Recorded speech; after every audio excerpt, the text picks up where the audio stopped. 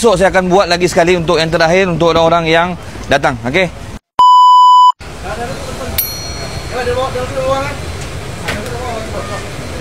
Kau ingat orang suka-suka studio. Okey, alhamdulillah nasi kita dah masak. Kita tengok kejadian dia macam mana. Okey. Buka. Kita simpan video ni supaya menjadi sejarah dalam nasi Pakistan nombor 1 Batu Pahat. Okey.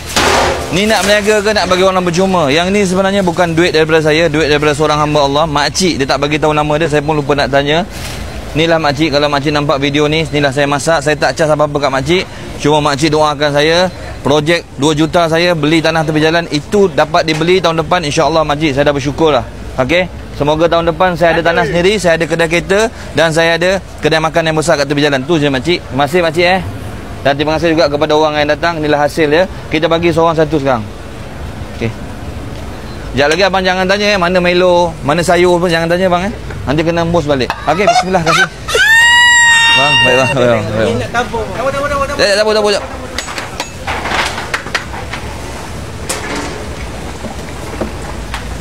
Okey.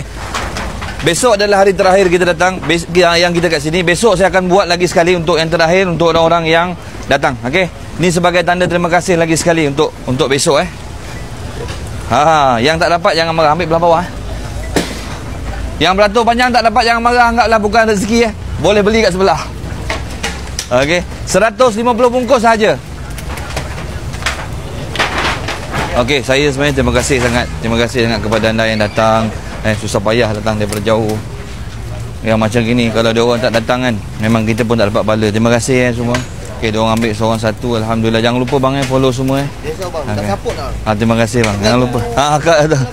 Okey, hadiah. Okey.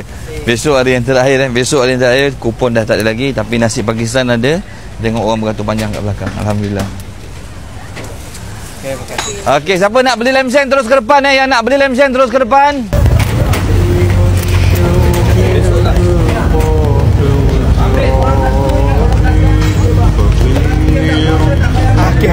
Itu betul bang. Itu betul.